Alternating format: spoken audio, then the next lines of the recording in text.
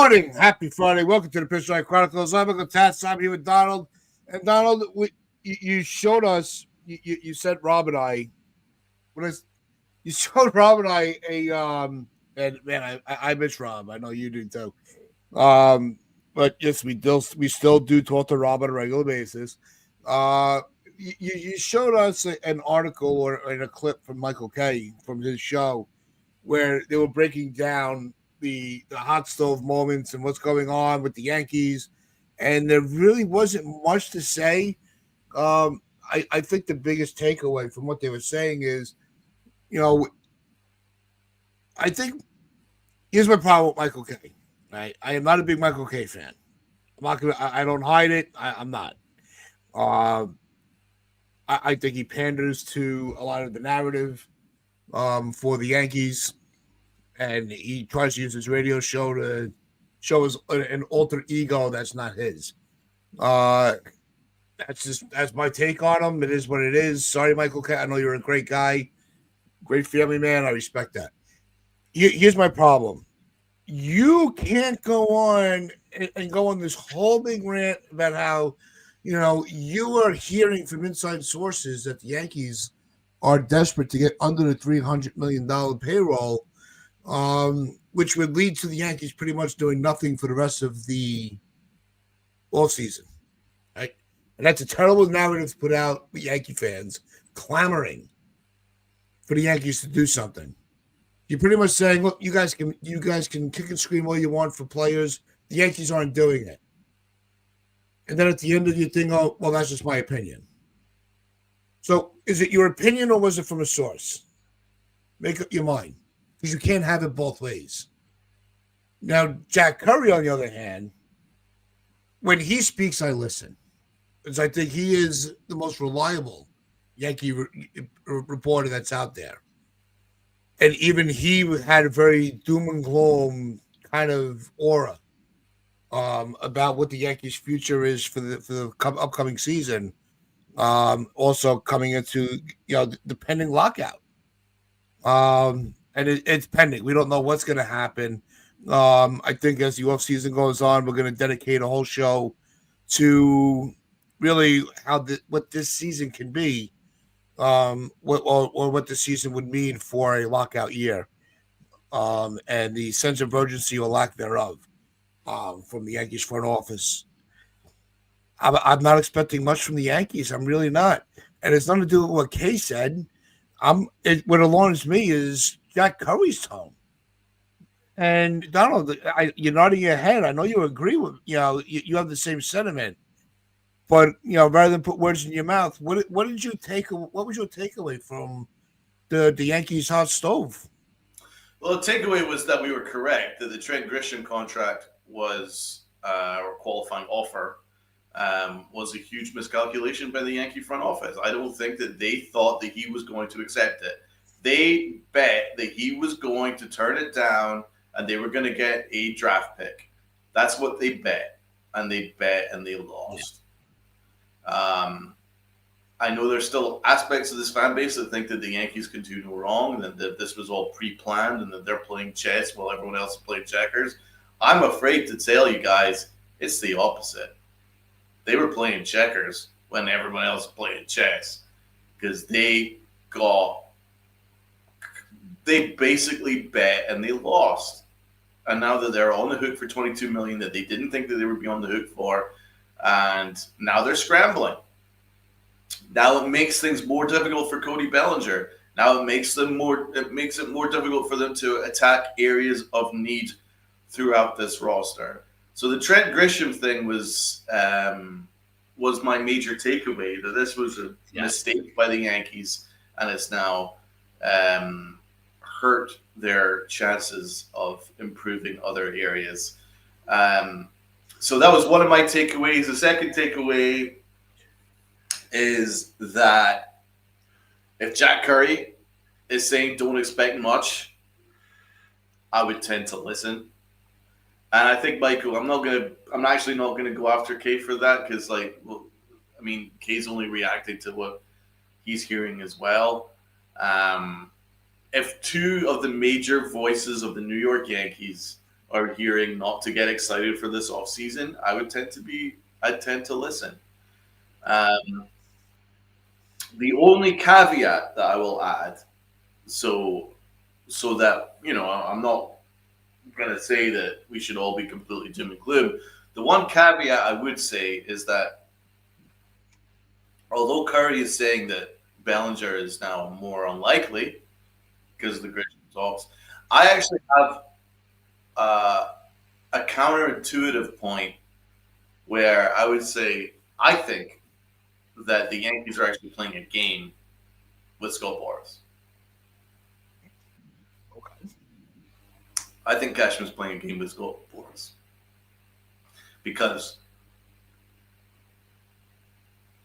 excuse me, I was about to sneeze there. I'm like, Because I was adding dramatic pause for effect there. Because he doesn't want to drive the price up, because obviously Boris drove the price up last year with Juan Soto. Brian Cashman's probably paying attention to that now. So the media posturing on their own network is, hey, don't expect things. We're kind of fine. We've got our left fielder. We've got Dominguez. We've got Spencer Jones coming through. We don't need Cody Bellinger. It'd be great if it works. If not, then it's fine.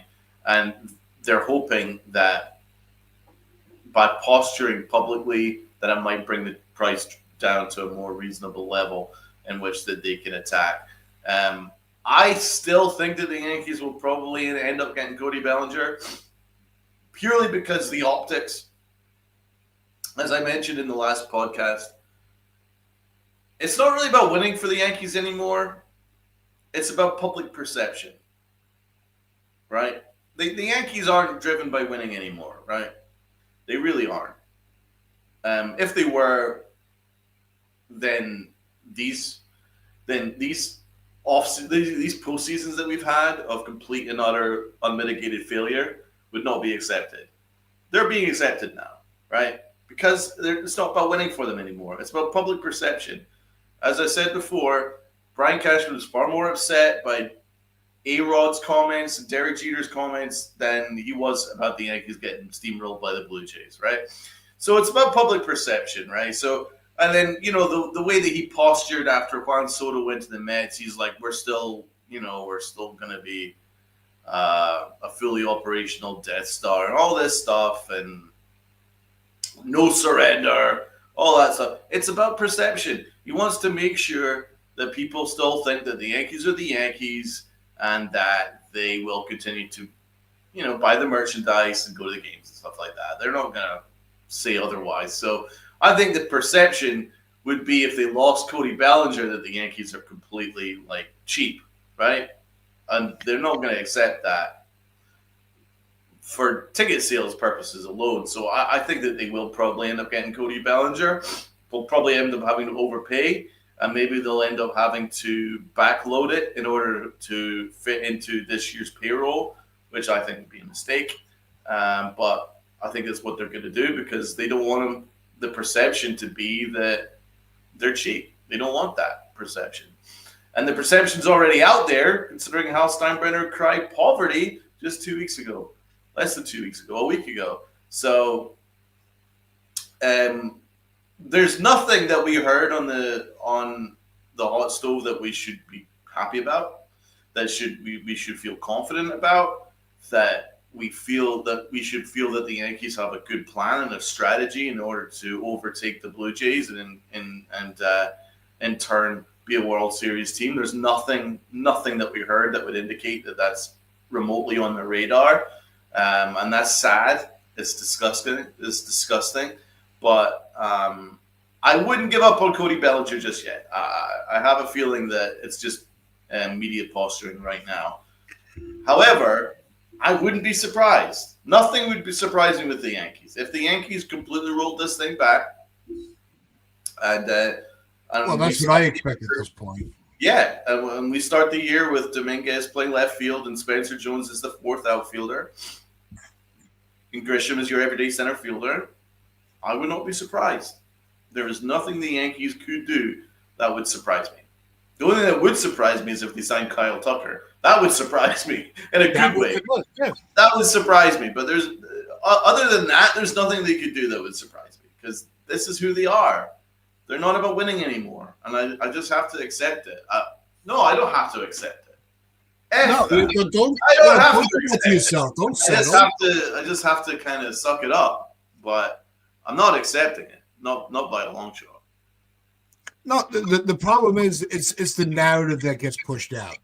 Why can't they just say, look, you know how the Yankees are. They're gonna you always see these reports. They're kicking the tires on that guy. They're talking to this guy. They should. They're the Yankees.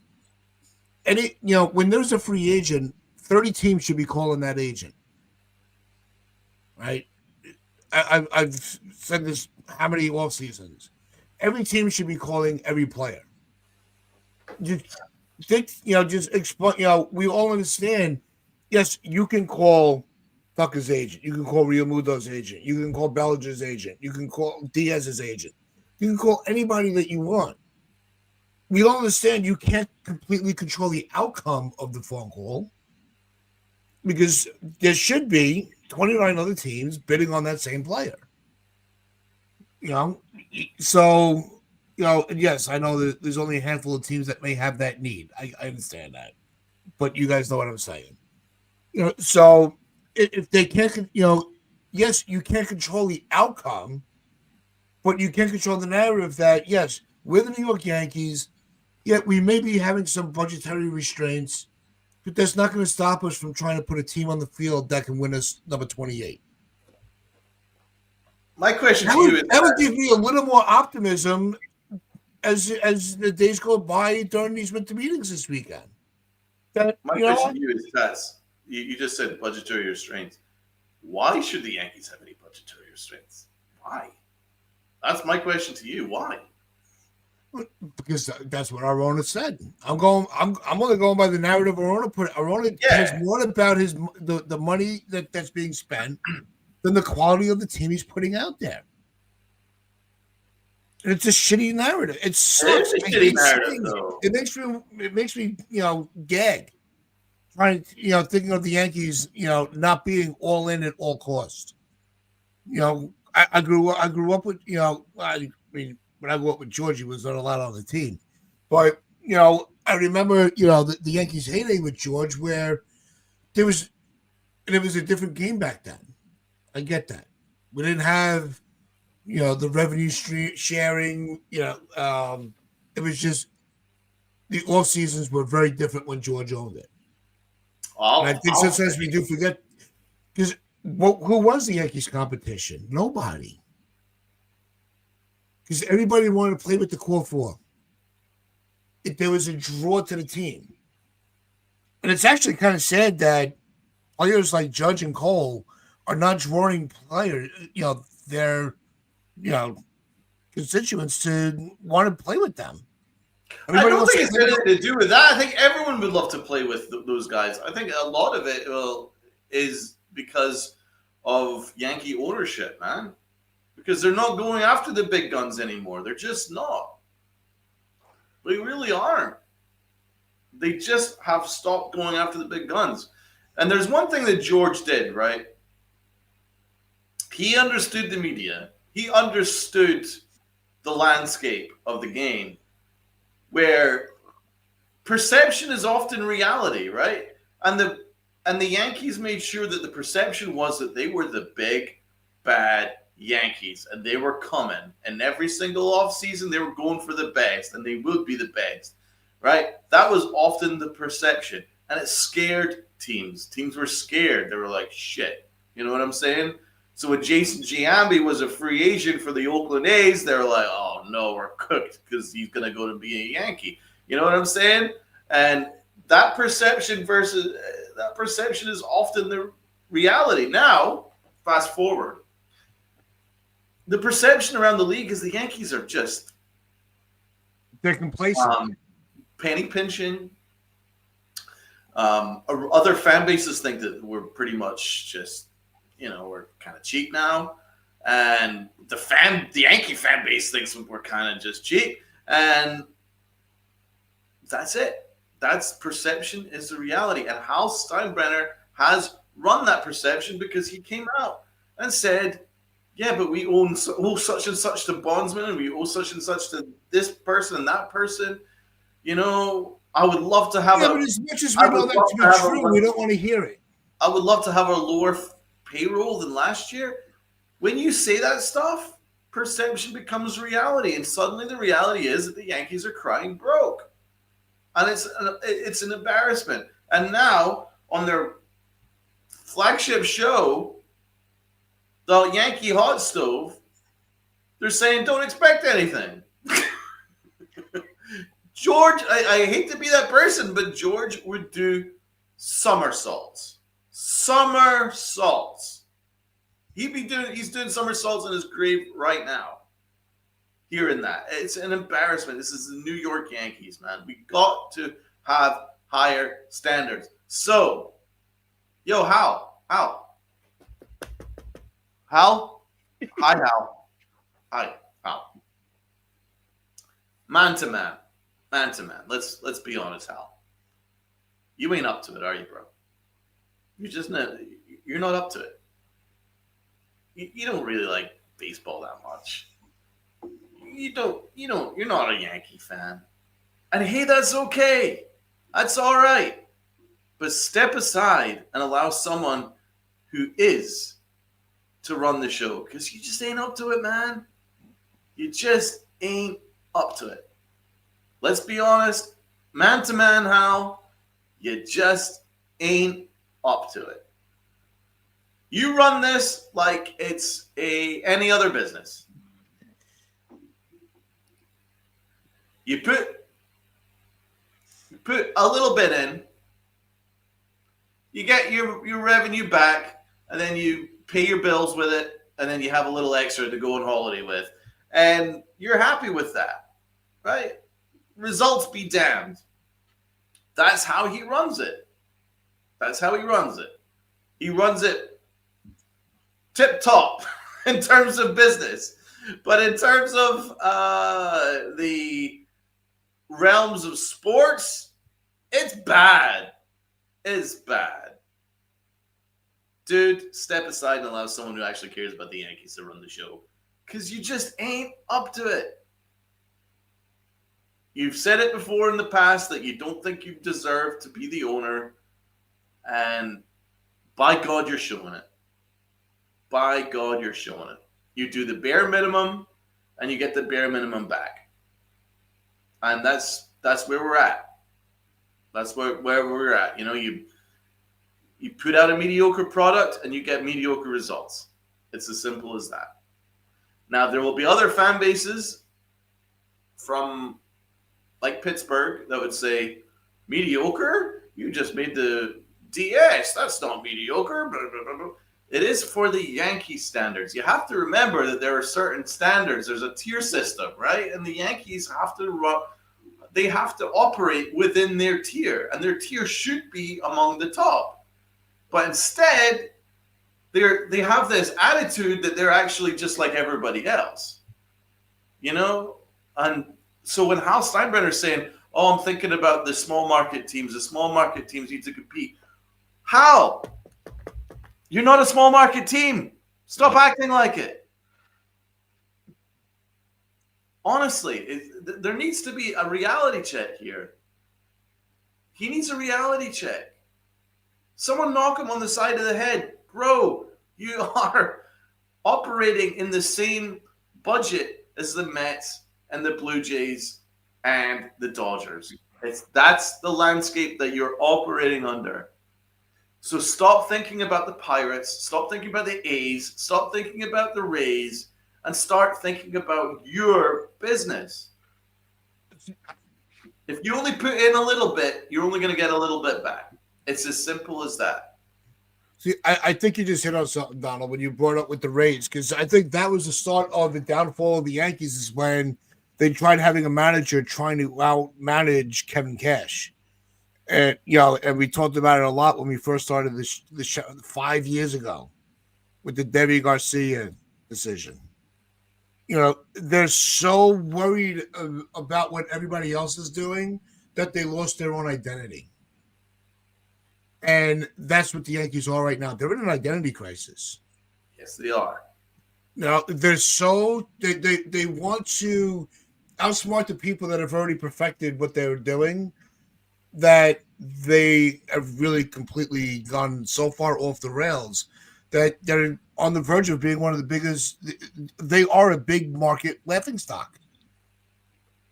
You know, we can rank on the rate on the A's for having to play in a minor league park all year because of poor management with the with the ownership and with the city they played in. We make fun of the Rays for their tin can stadium that they had to use our minor league ballpark. But the Yankees really are the laughing stock because they have the resources to help. They have the resources to help the Rays, but they don't have the resources to save themselves. They just want to continue to cry poverty. Oh, we don't have the money. Well, you're getting all this money from the revenue sharing. From not the revenue sharing, they pay a lot for the revenue sharing. Let's be honest, but from the streaming services and the 5,000 ways that you have to get a game. You're telling me all these teams aren't getting a little bit more in their pocket for that? That's not just going over MLB. The Yankees are getting money from Amazon for every game that they had to have on Prime. Friday nights on Apple TV and Peacock and whatever other. Plus they own their own network, bro. Opening day's going to be on Netflix, for Christ's sakes. How much more do you want us to spend? Plus, this is why I guarantee that there will never.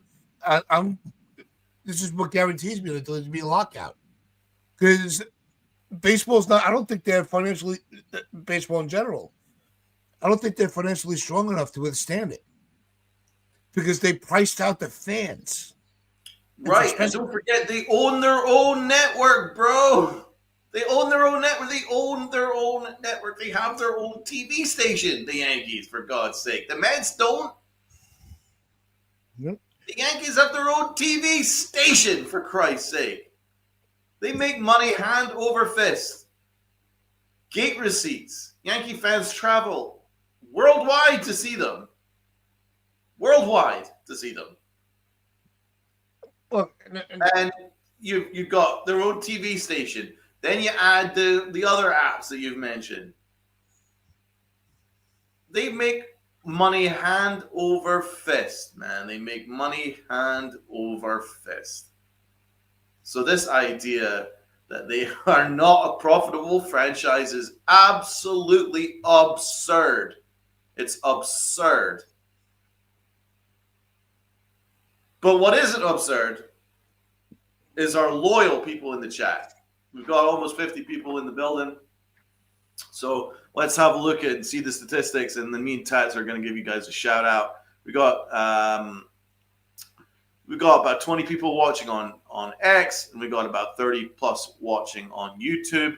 So those that are watching, if you could hit the like button, hit the sub button, hit the share button, hit the hype button, hit any kind of button that helps us, then we do really appreciate it. Now let's get into the chat, right? Because this chat is absolutely balling, man. It's balling.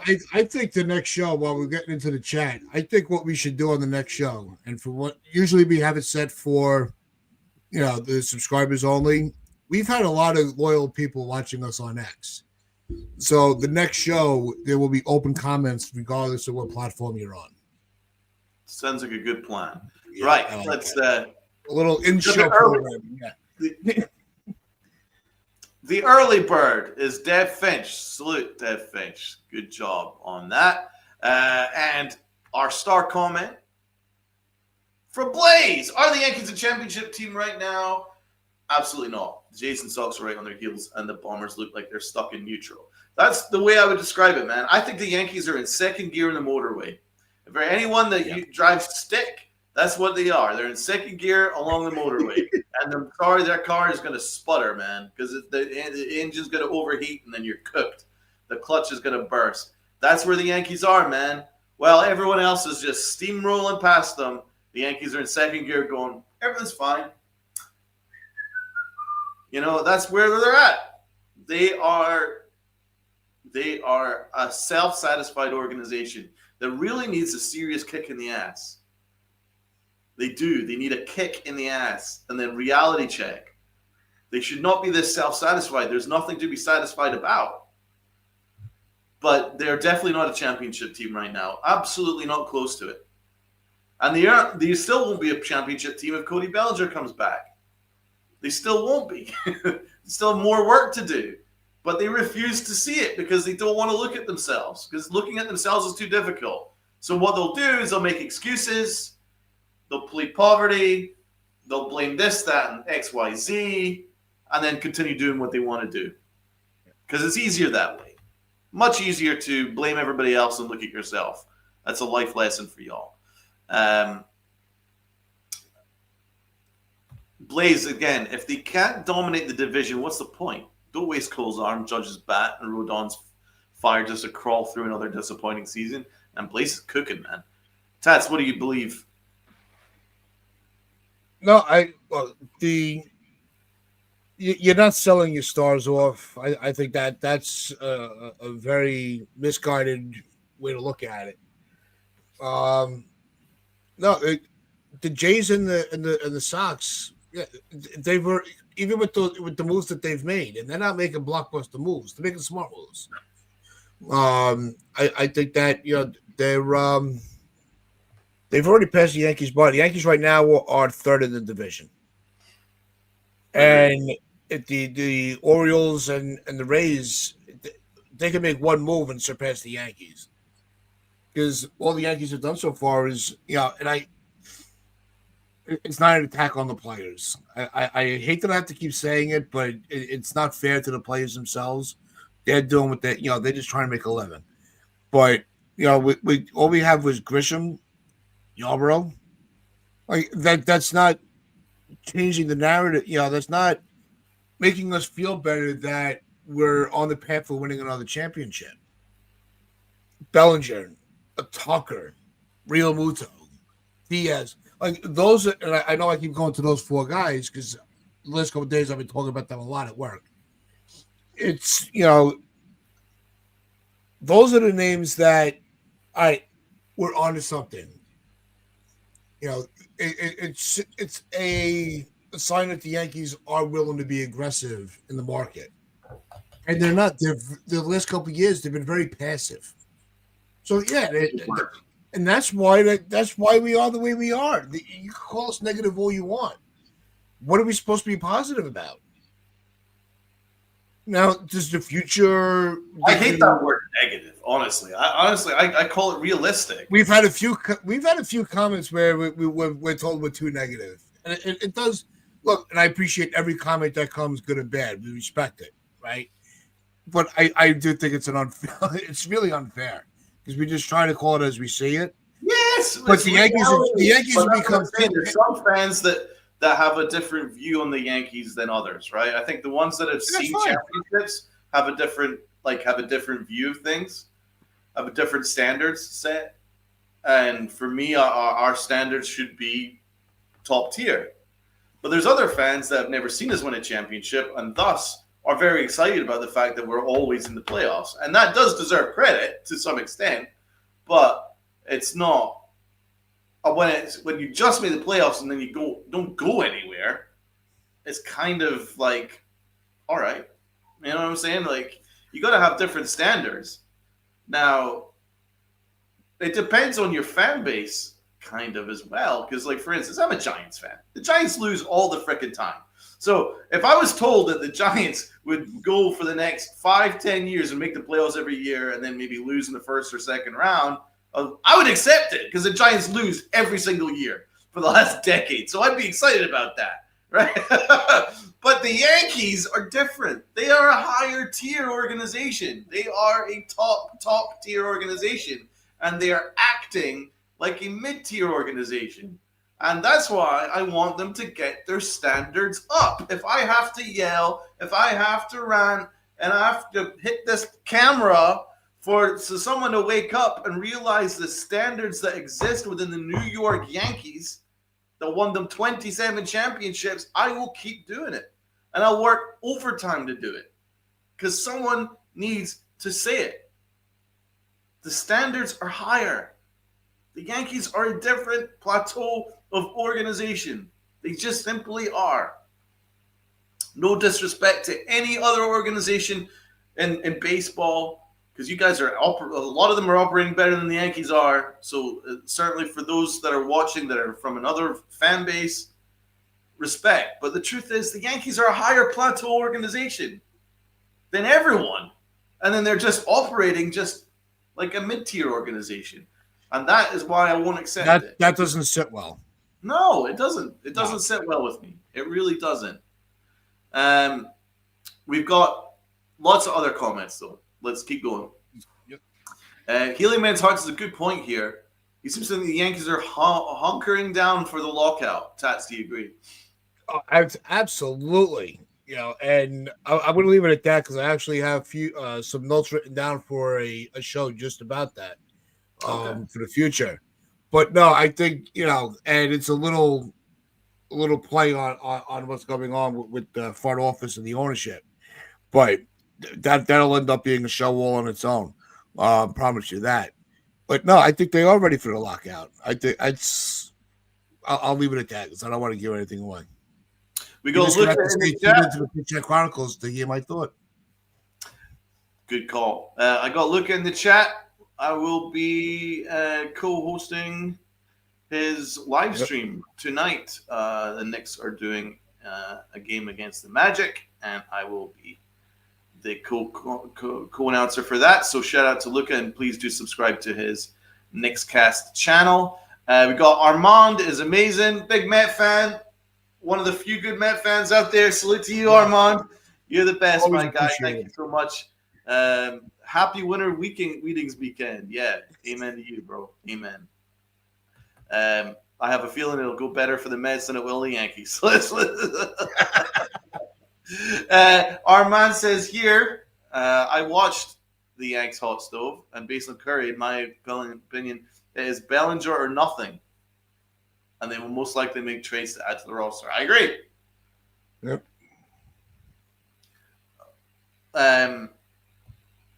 FJ says, after Jack Curry makes a statement like that, why should fans continue to watch Hot Stove? What would be the point? I mean, I have to give him credit, though, man, because they could have lied. They could have been like, watch this space. But they're just going by what they heard. That's why Jack Curry doesn't gaslight us. Exactly, and that's why we love Jack Curry. Jack Curry is good people because he didn't try and lie to us. Say, oh, just watch, just wait. We are the fully operational Death Star, like Brian Cashman does. Such a stupid term. It is, and I'm so glad that you believe that because it is stupid. But a lot of people get excited by that shit. But yeah, he wasn't posturing, he wasn't pandering. He was just giving us the truthful take from what he's heard. Maybe the Yankees do different, and we're hoping that. We are all wanting the Yankees to do really great things this year. So let's hope so. But I have a feeling that we're going to be disappointed. We got T-Mess in the chat. Like you couldn't use a free agent in 2 years. I know he has. Hal has trained me to not care because we are not in on the big fish. We have made it. T-Mess, I apologize that you have to feel that way, but you're absolutely right. Amen. I think that Harper Machado offseason is the one that we could really circle back to when things just went wrong. Yeah, I think that's the one that really put the Yankees out of being a serious team. Duran says the rumors are that Boston's planning to go for Mike King. King would really solidify a playoff. He sure would, man. Oh, yeah. That would be a killer pickup for Boston. Yeah. I always like Michael King. It sucks that if he ends up in Boston, but I do hope he lands on his feet somewhere. Because he'll be a great addition to any team that gets him. Any team. Great. He was a great Yankee. Yankees are shopping JC and Dominguez. Interesting. I could see them shopping Dominguez for sure. Yeah. Duran wants us to start a GoFundMe to raise $20 billion to buy the Yankees. I'm on board, man. I'm on board. It'll take a long time, but we should start a GoFundMe. And we got Jigga Man Porto in the chat. What's going on, Jigga? What's going on, I miss Jigga. I missed you, bro. How you been? It's been too long. Thank you for hopping on. We gotta get reconnected, man. Thank you so much for hopping on. I gotta scroll through the Rolodex. I should still have his number. I gotta reach. I haven't talked to Celso in a while. Yeah, you gotta. We gotta hang out. Right. Healing Man's Hearts. Yankees are a laughing stock now. All these players trash talking us now sucks. All right, can we get into the other bullshit from Devin Williams about his his DMs? Stop crying. One, I don't believe it. Right? Post, you know what? Take pictures and post it online. If all these fans are, turning on you and they're crying that you left, I want proof because I don't believe you. Right.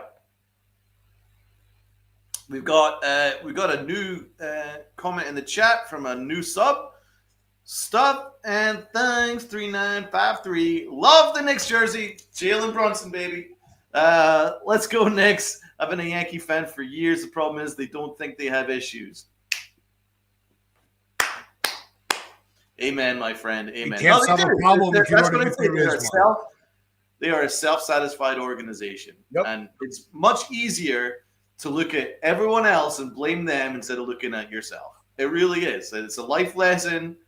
I'm sure we've all had to stumble upon that lesson at some point. It's so much easier to go, oh, that's that fault. It's the weather. It's that, and blah, blah, blah, blah.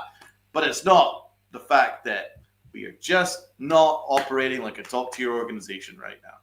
It's as simple as that. That's what the Yankees are. They're self-satisfied, and they're getting lapped. That's why I feel like they are running in neutral down the highway, man. They're just getting lapped by smarter organizations. And it's about time that they wise up. Really. All right, let's keep going. Let's keep going, Uncle T. What you say? Got old Sarge in the chat. What up, old Sarge?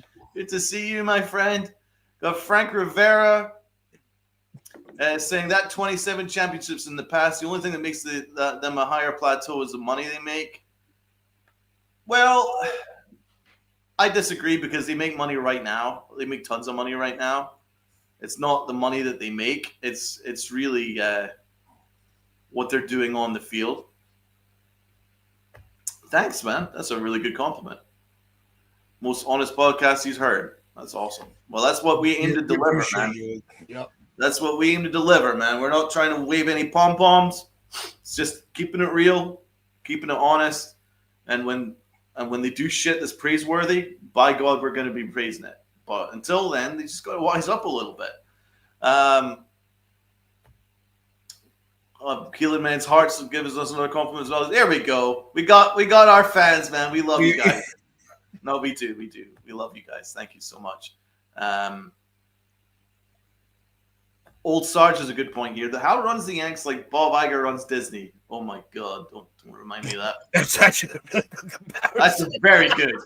Very, very good.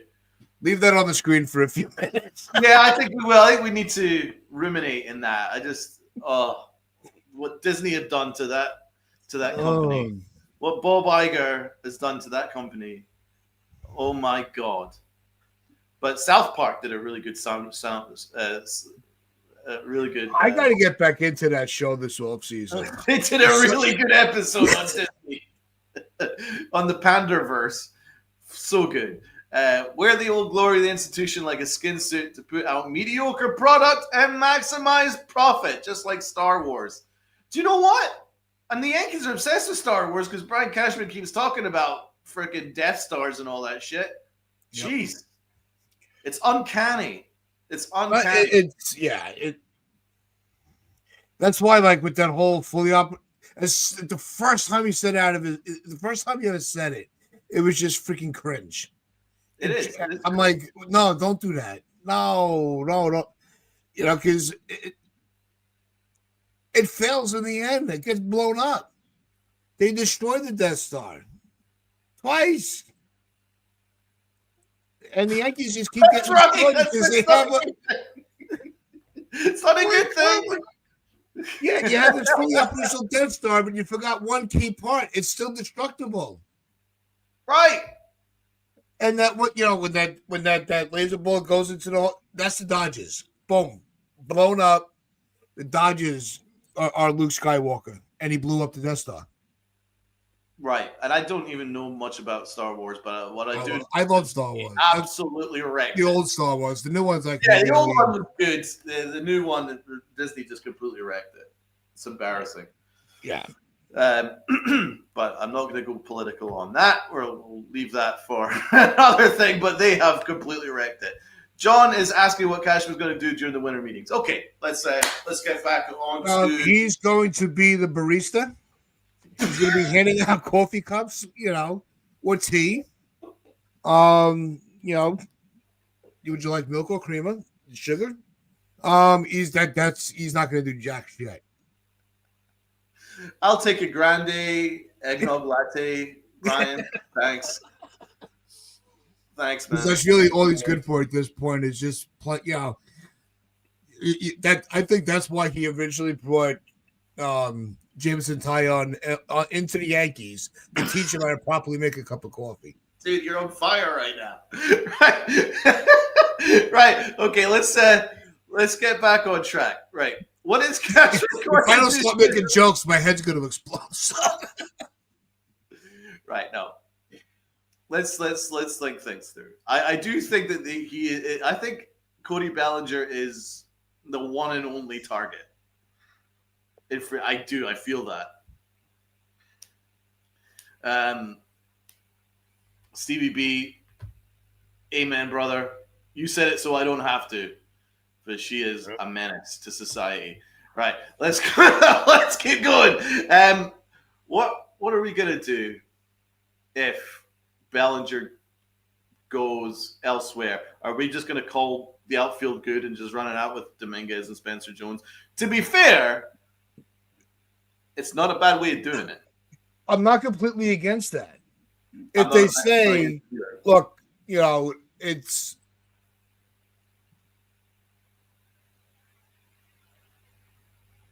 because it goes back to the money. Because the only way they could say it is not gonna. They can't say it in a positive way. What are they going to say? Well, we're going to be outpriced for the free agents, so we're going to stay in house. That's not going to help them either. We're still going to tear them apart for that.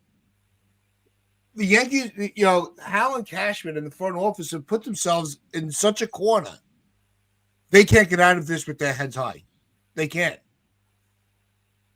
Because they're either going to be a laughingstock amongst the league and an even bigger laughingstock amongst the fans. And we're just going to have to, every time that they lose a stupid series to the Marlins, we're going to have, people from other sports fans in the chat, kind of mocking us for it. And and look, I love when other fans come on. We want to hear from other fan bases, but I can't put up with mediocrity. I really can't. No, that's what annoys me. Like, mediocrity is going backwards as far as I'm concerned, especially with a team like the caliber of the Yankees. And also, you got Aaron Judge's window. You got to remember, you got Aaron Judge's window. You're not guaranteed Aaron Judge to be superhuman every single year. And the Yankees are acting like that is the case. That's the comment right there. That's facts. We also got some new comments as well, so salute to these guys. Give you guys a good shout out too. Friday in the chat, at least make trades. They could make a deal for Quan. I could see that. Quan, Donovan has been in talks. I don't. Was Polanco a free agent or is he under contract somewhere? Who? Jorge Polanco. We talked about him briefly on the last show. Jorge Polanco is a great suggestion, but again, Jack Curry said that the Yankees' plan is Anthony Volpe. Anthony Volpe. Anthony Volpe. Anthony Volpe. Anthony freaking Volpe. Jesus fucking Christ! I hate cursing on a Friday. I like to save my cursing for the full-on weekend or football Sunday, which I was. Polanco's a free agent, but I mean, at the end of the day, Jack Curry said that the Yankee plan is to give it to Cabrera and my favorite guy, my boy Blue, a shortstop, and then they'll wait until Anthony Volpe is ready. And no, what they can do is so Elvin Caballero, who's my boy, and then it'll probably be Oswaldo Cabrera, and then they'll wait till Anthony Volpe, and then they're going to gaslight you about Anthony Volpe. Ignore all his errors. No, if they're so desperate to keep Volpe on this roster, sign Polanco, trade Jazz. It's his last year anyway. He's going to be a free agent, right? And put also I would bring back Rosario for backup. Yeah, tell Volpe, hey, if you want to continue, you're at second base now. The shortstop experiment is done. It's 3 years overdue. No, they're not getting Tucker. I think that's a pipe dream. It is. You're right. That is like Donald said, he's going to do. If they sign Tucker, he's doing a 24-hour stream. I will. I'd be shocked, and I would do a 24-hour stream, celebratory stream. But I highly doubt it. That's not the way the Yankees operate anymore. Yeah. If you look at it, I'm going to ask you guys in the chat, and I know the answer already, but it's more of a hypothetical. But I ask you guys in the chat anyway, just to prove my point. What was the last number one free agent from outside the organization that the Yankees signed on an offensive side? On pitching side, the Yankees are pretty aggressive. Offensively, it's pretty clear. It's Mark Teixeira, Ellsbury, and that's it. Ellsbury was a disaster, and since then the Yankees have been like, no. Rizzo was a trade, right? They signed Ellsbury, and it was a brutal, brutal signing. The Mark Teixeira. Yeah, Mark. I would say Mark was. But they've been scared away. It's been Mark Teixeira, and that was a long, long time ago. And by the way, it paid off because they won a championship. But the Yankees have been scared off because of Jacoby Ellsbury, that they don't want to do it anymore. Brian McCann and Carlos Beltran is a good shout. Those are good ones. But Beltran was towards the end of his career. How far back we're going. But Beltran was towards the end of his career when he went to the Yankees. He was. So the Yankees no longer shop at Bloomingdale's. You know what I'm saying? They no longer shop at the. Yeah, they're at the Dollar General now. Fifth Avenue. They no longer shop there. They shop at TJ Maxx. That's what they don't even know how to get directions there. They're at the Dollar General. They're old. They're an old. They went right to the basement. They want 10 items for $10. That's it. They don't shop there anymore, man. Yep. And they are aggressive pitching wise, but even if you went in general, right, pitching and offense, what was the last undisputed number one free agent from outside the organization the Yankees signed? It would be Garrett Cole. That was the last one, and that was pre-COVID. Right? That's from outside the organization. The Yankees only sign guys from within their organization. It's weird, and I don't understand it. I want to understand. I really do. I really do. I don't get it, but that's where they're at right now, and that's over the last 20 years. It was like Tex and Garrett Cole. It's weird. Teixeira was such a phenomenal Yankee. He was great. I mean, obviously the back end of the contract hurt us, but you don't pay for the back end. You won us the World Series. That's all we cared about. That's it. You don't pay for the back end. You pay for the front end. You paid to win the championship, And that's what you do. That's what you're there for. That's what they should have done when they signed Garrett Cole. When they signed that white whale, it should have been like, right, we've got Garrett Cole, we got Aaron Judge, we've got Big His prime. We have got to win a championship in this window, so we have to do whatever it takes to do so. So when they brought in Juan Soto, it'd have been like, right, who else can we bring in?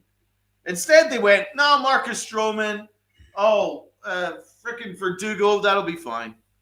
Like it's like ridiculous. Look, in the chat, they have phenomenal memories with some of the players, and they're not wrong. Right? But let's. I'm talking about it down a little bit. I'm not talking about the past Yankees when unfortunately Hank Steinbrenner passed away, and when George passed away. Two Steinbrenners that gave a shit. Because since they passed away, Hal is a different dude. He just doesn't do it. He just is not aggressive in that way. Yeah, getting the free agent pitchers has never been the Yankees' weakness. Now, whether they work out with the Yankees is a totally different argument. Yep. Right. But under Boone's management. Yep. Right. Let's narrow it because, I mean, you're still going back a number of years. Yeah. When was the last time they were really aggressive and got the guy that would put this team over as a free agent? Because we can say they went balls out for Soto, but that was a trade. Garrett Cole. That was the last one. Yeah. And it wasn't even a position player. You can't even say Verdugo. He was crap. And stuff and things have got a point here. They think they need more pitching, but the offense has been brutal situationally. Yeah, the Yankees are going to continue to tell us that they're the best offense last year, but you have to pay attention to the metrics. You have to pay attention to the fact that statistically, it was a bit of a fluke last year. Yeah. It really was. I mean, if you look at it, the unfortunate truth is Austin Wells was a below average offensive player around the league, right? So that's a catcher. Shortstop, we had one of the worst offensive productions in the league. Not one of the worst. Yeah, he was just absolute flat out. I don't care what the other metrics say. I watched him play. Awful. He wouldn't make my little league team. Yeah, and not my little league, not any little league team. I wouldn't even have him serving my coffees at Starbucks. I wouldn't trust him. He'd get it wrong. He'd fuck up the order. Walk around with his buddy Cashman, hand out coffee. He'd fumble it. He'd fumble it. He would. He'd spill coffee all over the fucking floor. I don't trust him. So Volpe, shortstop, disgrace. McMahon, they took on $60 million of that contract. Great glove, below average bat. Right? So that's third base, shortstop, catcher that are below average offensive production. Okay? Trent Grisham, that's his first year that he had where he had a standout year. Most years of his career, he's batting below 200. So, I mean, I think that he might still hit you 20 to 25 home runs, but I think it's more likely that he's going to regress. Right? It's more likely, statistically, he's going to regress. Cody Bellinger shocked us all. None of us expected him to have the year that he had. He was great, right? But if you also look at the past, the past, for basically half his career, he's been amazing. And for half his career, he's been terrible. That makes up Cody Bellinger's career to date, right? He's had a lot of bad years, right? 2021, he had a minus WAR. He was let go by the Dodgers. He was let go by the Cubs. So here we're at. You know, that's where the situation where we're at. Where I'm thinking, is this offense going to cook next year? I doubt it, because at the end of the day, it was all about Aaron Judge again. It was all about Aaron Judge, and they just keep doing it. They need to wise up.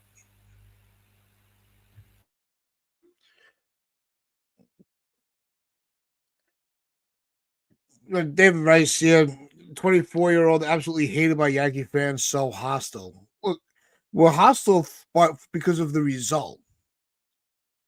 Look, I'm sure he's working very hard to better himself. He's just it's not working. And it's not like they're trying to tell us that they want to figure it out. They're the ones telling us he's elite. And Volpe's not elite. Amen. I'm sorry. Look, yes, it's coming off a little hostile because we're all wired up. But look, when he was playing well in the beginning of the year, Donald, myself, and Rob looked at each other going, is Volpe finally emerging? Like, Oh, and by the way, we rallied behind him. We were cheering him on. Well, he was by the way, awards. all right. By the way, Dave, right? Uncle Tats is a huge Anthony Volpe fan going into this year. Yep. Should I remind everybody my stupid comment? Huge Anthony Volpe fan. I was the only one that wasn't. I didn't like him. I didn't think he was a very good player. I ended up being right. But it doesn't matter. It's not about being right or wrong. 2/3 of this podcast was a huge Anthony Volpe supporter. It's on Anthony Volpe. He didn't show up. Done. I can't. Exactly. Dave, I'm the one that made a statement, and I know a lot of people have got, believe me, and I got hell when I said it, and I'm going to revisit the hell again. I had made the statement at the beginning of the year. I would rather Volpe over Gunnar Henderson. Oh, you got that wrong. Right? So I've been, I gave Volpe every chance I possibly can. And if you guys want to debate in the chat, that's fine. Just be careful, the narrative you use. Don't attack each other, but argue each other's points. I don't want to see and well, I don't think we're freaking out. I'm just responding to what to because we respect every comment. By somebody saying that we're freaking out because he ain't seen us freak out, so that's ridiculous. Yeah, there's not even we close. do appreciate the comment, man. I mean, listen. All our point is that a lot of this podcast are big supporters of Anthony Volpe, so it's not about hating the guy personally. It's nothing about him personally. It's nothing about that. It's about the fact that the Yankees gaslit us, that he was going to be this, that, and the other, and he's not turned out to be that way. And when Anthony Volpe makes these errors and he throws to the wrong base and then he comes out afterwards and says, I'll do it again, that says to me there's a mentality issue. Now, that comes from the top more than him, but he still said it, and that's not acceptable. If you make a mistake, I want to make sure that you know that it was a mistake and that you're going to fix that mistake. But when he made one of those mistakes where he threw to the wrong base and he was asked about it afterwards, Dave, he said, I would do it again. I'm sorry. And that's kind of when I started to sour on him a bit. That's when I changed. That was when I was completely out on him. You can make mistakes. That's fine. We all do. Heck, he's made 56 just last year alone. But, I mean, at the end of the day, as long as you learn from them, then that's fine. But he didn't. And he doubled down on it and trebled down on it. That's where I have an issue with it. But that speaks to the Yankee culture. The Yankee culture is so wrong right now. And that's what made it so laughable when Hal Steinbrenner said that, oh, yeah, I didn't like the mental mistakes that we made, so we made a coaching change. And that coaching change was the first base coach. I mean, that that's laughable because it comes from the manager. It comes from probably the GM. It's the culture that's set. So if the culture allows these mental mistakes and base running mistakes and that they're not looked at, then what do you think is going to happen? It means that the mistakes are going to continue to happen. And that's what happened last year. So that's why I was frustrated. If Volpe I've made the statements out of frustration. Of course. Oh, look! If you're playing, look, my solution was to move his position, not move his team. Yes, have I gone on rants at the end of the year, the way things went down, throwing to the wrong base and making stupid comments, and just see, the lackluster effort. One, I also blame the manager for not utilizing his tools properly. He doesn't have a green light to steal. He's got to wait for permission. Meanwhile, he's got the legs to do it, but then they still make base running errors left and right. So yes, a lot of the problems with the with the kids that the Yankees have brought up is once they get to the major league level, the management team is not equipped to utilize their tools and help them grow. And that all falls on Boone. Changing the first base coach every year is not going to solve that problem. No, it's not gonna do shit. You don't even start it with the fucking coaching staff because we still got Rojas at third base, waving everybody around like he's getting attacked by bees. He's right. We got. I just it's basically the same coaching staff. It's just a new first base coach. What is that going to do? Yeah, and a new bullpen coach. No, it's not going to do anything. So no, a lot of the Yankee problems. I mean, Volpe was great when he came up from AAA. It was the way that the Yankees have developed him has been poor. He's got a hole in his swing. Anyone with an eye, anyone with two eyes could see he's got a hole in the swing. And he also has mechanic issues, and he has some issues when he's fielding. He allows the ball to play him instead of him playing the ball. And his arm is below average. It's as simple as that. So that's why I have serious questions about his upside. But the Yankees refuse to look at that hole in his swing. And that hole in his swing has been pointed out by Paul O'Neill on the Yes telecast multiple times, where he says that his hips swing open and he's always out in front. But the Yankees don't look at that. It never changes. It's not changed in 3 years. So why should I expect it to change in year 4? Yep. But these are reality. That's reality. It's not about hating the guy. It's not about any of that. It's a reality, and that's what I love about our show. We tell the truth. Some people don't like it, but it's the truth, right? And if it changes, great, we will say it, but it probably won't. So I wouldn't hold your breath if I were you, Dave. But let's get back to what else Jack Curry said. He also said, and I hate to say it, Tats, because you're a big fan, Diaz ain't happening. No. He also said that any closer that's mentioned ain't happening. Yankees are perfectly happy with Bednar. No, and that's great. Diaz, because I wanted to get under the skin of the Met fan. But yeah, Diaz ain't happening, so don't expect big moves in the bullpen. So they're going to have to find other ways in which to upgrade that bullpen. It is what it is. Shortstop, it's going to be Oswaldo Cabrera, and it's going to be my man Caballero, and then Anthony Volpe will be coming in as well. Hopefully, Caballero does so well that Volpe will not be considered. That's our only hope in that regard. You're right, healing men's hearts. I like Duval. I'm a big fan of Duval. I'm not giving up. We were very happy to hear the news. We were actually at the game together when the news came over on trade night. Yeah, we love that move. Let's go Yanks. Good job, Mr. M. Thanks so much for the comment. I got one more quick question before we sign off, Donald. Right? We're talking about a lot of the needs, and we're not expecting a lot. No. Now we know your opinions with Bellinger and Tucker. With that aside, I think Bellinger would be more realistic at this point, even though they're saying it's still a pipe dream. Yeah. If you were able to get one more player, like I said, the Yankees only had room to make one more move. Would you prefer Bellinger for the outfield or Alonso for first base? Pete Alonso, first base. I think the infield, setting the infield is really that's where they should be focusing. I want a righty bat. I want a righty power bat because we just don't have enough. But Aaron Judge, and you got Big G towards the end of his career. That's it. That's not enough. Pete Alonso would give you 35, 40 home runs from the right side.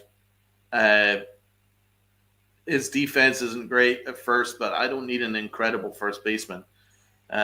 Just someone that can scoop, and he's proven he can scoop. Heck, he may end up being a DH in a couple of years, and that's fine because in a couple of years' time, Ben Rice could play first base, and then you've got Pete Alonso can be a DH. Stanton will be only has 2 years left anyway, so that kind of makes sense. So here's what I'm thinking, right? Even though it is considered bad news that the Yankees aren't going to be really fishing at the top of the outfield market, could be a good thing because I'm a big believer in Spencer Jones. Yes.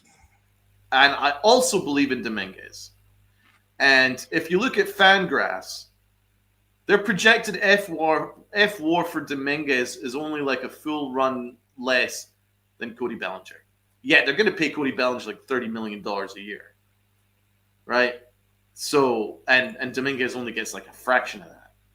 So if you look at like looking just purely at the numbers and the money aspect and stuff like that, I think Dominguez, if you give him a full year, would have a representative season. I think over a full season, Dominguez could give you 20 home runs. If you gave him the correct number of at-bats, he would give you 20 home runs, right? Cody Bellinger tops off at about what? 28, 29 home runs. Okay? That's not a big difference. Okay? Now, obviously, the big difference is in defense. I get that, right? But at the end of the day, I just don't think Cody Bellinger is worth $30 million a year. I really don't. And so if the Yankees were scared away by that price tag, I'm not going to hate on them for that. In fact, I think that's smart use of resources. I don't think it's a smart use of resources to go all in on Cody Bellinger and call it good. I think it's a mistake, and it's going to bite them in the ass. I also believe in Spencer Jones. I believe that Spencer Jones is going to be a very good major leaguer. And I'm excited by him. So I'm not going to hate on giving those guys an opportunity over a full year. At least it won't clog up the outfield. So I'm okay with that. And then they could make a smaller trade for a Brendan Donovan, and I think that would be fine. Or they could just go and make a trade for Tatis. That would be beautiful too. I'd be perfectly good with that. The Yankees need one more significant move to justify or make it an easier pill to swallow to bring Grisham back on the QO. Yeah. Because it can't just be Grisham for 1 year at 22. That's not going to fly. No, it's not. And that's not going to be enough. Yeah. But that's what the Yankees are going to try and sell us. And that will be a huge mistake. I want us to pursue Okamoto. I want us to pursue Tatsuma Imai. That would upgrade our infield. Yep. If not, then I would love to sign Pete Alonso. I think that would be a real statement move. Other than that, you know my answer. It's Kyle Tucker, ABC. I want Kyle Tucker, and there's no reason why the Yankees shouldn't sign Kyle Tucker. They need an outfielder. He's the best one in the market. They need a protection for Aaron Judge. He's the best protection for Aaron Judge on the market. All you have to do is sign him for money. We tried to trade for him last year. Now he's a free agent. All it's going to cost is money. What do the Yankees have an abundance of? Money. That's right. Well, not according to the owner. Not according to the owner. So fuck me, right? It's everything. One signed check to a free agent can start solving a lot of the problems and calming us down because they have to do. It can't just be Grisham and Yarbrough. No. Yes, I know they're bringing Tim Hill back, and it's not that those guys are worthless players; they're good players. But when you're the New York Yankees and you're trying to get, you got, the Rays, the Jays and the Red Sox on your heels, or actually you're on their heels now. So you got a hopscotch over them. So they have to do something significant, and we'll see what happens over the meetings this weekend.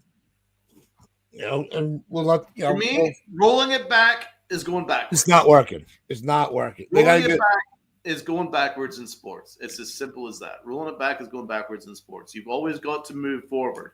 Yes. If you want the perfect example of that, just look at the two World Series teams this year, the Dodgers and the Blue Jays. What have the Blue Jays done? They just went and got Dylan Cease. They've had Kyle Tucker in their building. They are aggressive. That sounds like the Blue Jays are not intent on rolling it back. If there was any team that could say, hey, we're going to roll it back, you would say it would be a World Series team. But no, they're not accepting of that. They want to go forward. They want to get better. Right? Now, the Yankees, who got absolutely embarrassed by the Blue Jays by a football score 2 games in a row, got knocked out of the DS, are like, no, I'm perfectly happy with where we're at. That speaks to the difference in organizations, right? And the Dodgers, they've won the last 2 World Series. They're constantly looking to get better. They always get better. Always moving forward, getting the best guys in the market every single year. That's why they're a modern day dynasty right now. The Yankees got embarrassed. They lost the division, got embarrassed in the DS, and they're telling our fans, we're good. That's a disgrace. Shame on all of them. But no shame on our guys that are watching us. We've got almost 60 people watching on YouTube. We've got another almost 30 people watching on X. For those that are watching on YouTube, could you please hit the like button, hit the sub button, hit the share button, hit the hype button, do all the good stuff for us, because we love giving you guys content, and we're going to continue to give you guys content all next week. Got 3 shows next week. Might get a Yankified from me very, very soon. So plenty of content for you guys. And for those new subs, got plenty of shows for you guys. So if you guys could hit the sub button and share it out to your friends and family and all the good stuff, please. Thank you. Well, like I say, your friends, family, even the stranger on the corner. There you go. That thing's going to wrap things up for us today. Do appreciate everybody that tuned in, whether you're on YouTube, whether you're on X, on Facebook, or listening on Sports Wire Radio on the internet. Make sure you check out all the great platforms that we that support us, and we appreciate your help for supporting us as well and wanting us to keep coming on every day. So with that, make sure you tune in on Monday. We'll be breaking down the winter meetings. There goes my voice again. Oh, we're past the hour mark. There I go. Which is a very old school joke. Donald gets it. But I do hope everybody does enjoy their weekend. If your teams are playing on Sunday, hope you all do well. Donald, enjoy your time on the Knicks cast doing the game tonight. Thank you. We always, there's a lot of channels out there we get along with, and it's a very tight community. So make sure anytime you're on a YouTube, you're going to see a lot of the same names in the chat. And believe me, there's not one channel that takes you guys for granted. So with that, hope you guys all do enjoy your weekend. We'll be back Monday morning as always. Make sure you wear those pinstripes of pride and play on. Let's go, guys. Thank you.